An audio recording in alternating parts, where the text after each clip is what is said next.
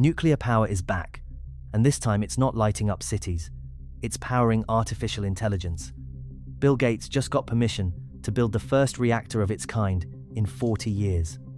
And the entire tech industry is lining up behind him. Here's why. On March 4th, 2026, the US Nuclear Regulatory Commission did something it hadn't done in nearly a decade. It approved construction of a brand new nuclear reactor, not a replica of the old Cold War designs. Not a patch on an aging plant, something completely new. It's called the Natrium reactor. It was designed by a company called TerraPower, co-founded by Bill Gates. And it works nothing like the nuclear plants you've seen before.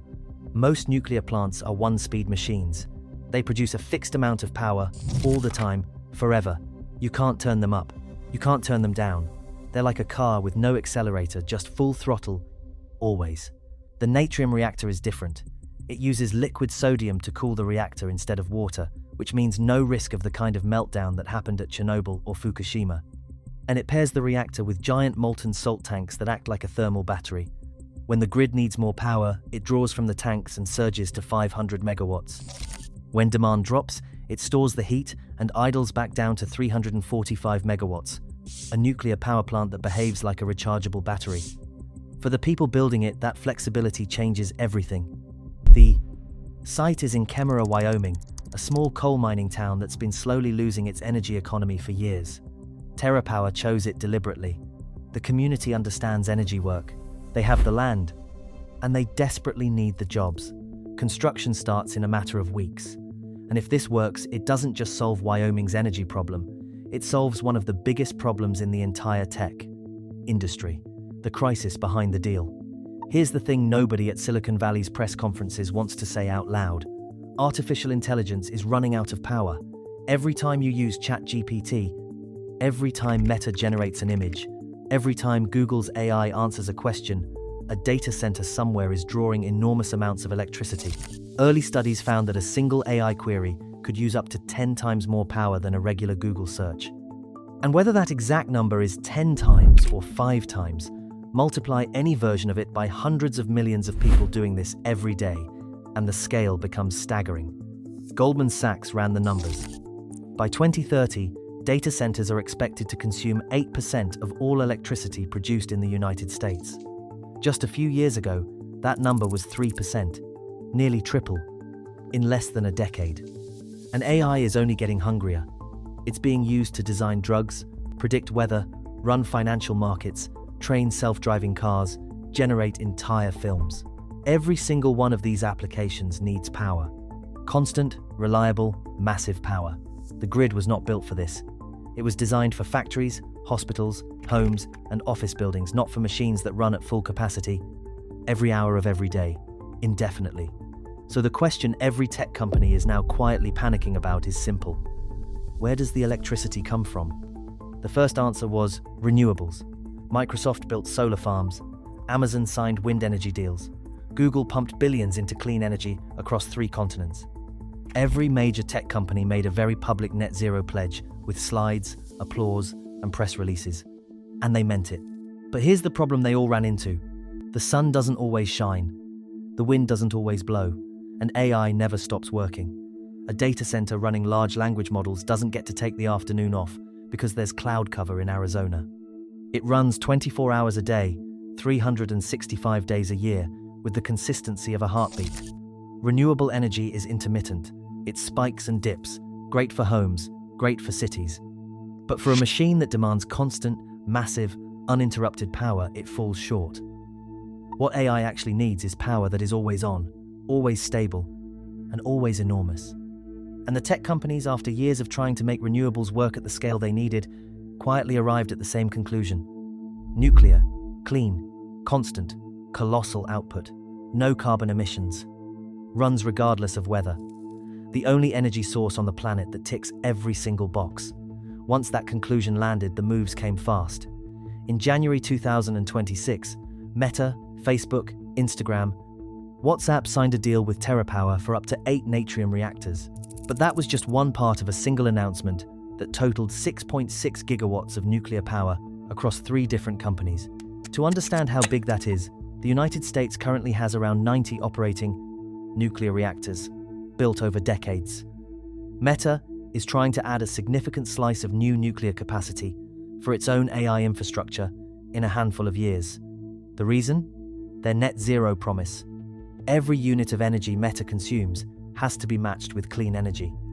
And at the scale they're building, solar and wind alone simply can't deliver. Nuclear can, and Meta wasn't first. Microsoft had already signed a deal to restart 3 Mile Island, yes, the same Pennsylvania plant that had a partial meltdown in 1979, specifically to power its AI data centers. Google signed agreements with a company building small modular reactors. Amazon is funding multiple nuclear startups at the same time. The pattern is impossible to miss. The companies building artificial intelligence have made a collective decision. The energy source that powers the AI revolution, the one that will determine who wins this race, is nuclear. All that was missing was someone actually getting permission to build one, which brings us back to Wyoming. Getting permission to build a nuclear reactor in the United States is not like getting a planning permit for a shopping mall. The Nuclear Regulatory Commission reviews everything, every design detail, every safety system, every emergency procedure, every possible failure scenario. TerraPower filed their application in March 2024, 14,000 pages of documentation. The review took under 18 months, 9 months faster than originally scheduled, which by NRC standards is extraordinary.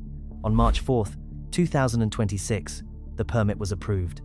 First commercial reactor construction approval in nearly a decade. First approval for a new type of reactor in more than 40 years. But here's what that date really means beyond the headlines. This isn't just one reactor in a small Wyoming town. This is proof of concept. If the Natrium reactor gets built on time, on budget, and performs the way TerraPower has promised, it becomes a blueprint, a repeatable, scalable solution that can be deployed near data centers, near cities, near industrial zones across the country, and eventually the world.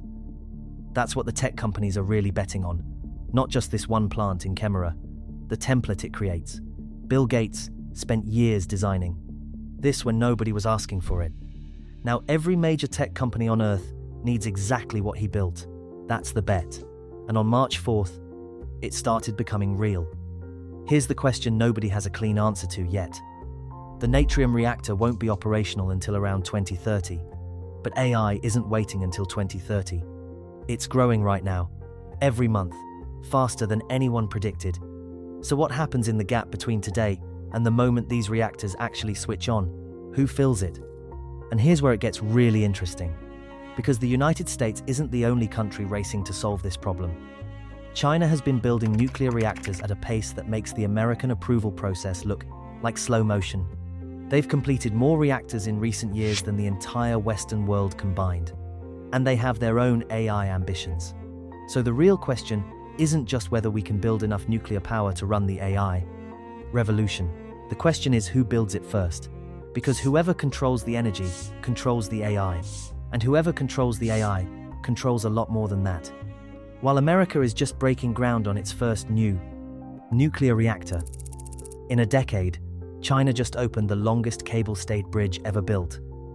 1,208 meters of steel across the Yangtze River. And the most jaw-dropping part isn't the bridge, it's what built it. For the first time in history, they sent an intelligent robot 40 meters underwater, zero visibility, crushing pressure, shifting mud to do a job that used to risk human lives every single day. That was just the beginning. Because in the same country, at the same time, a fleet of self-driving machines resurfaced 157 kilometers of highway with 0 human workers on site. And a 580-ton machine they call the Iron Monster is placing bridge segments heavier than 3 jumbo jets in hours. China is building with machines that have never existed before. That story is next. It's already up. Click it now, because once you see what these machines can do, you won't look at construction the same way again.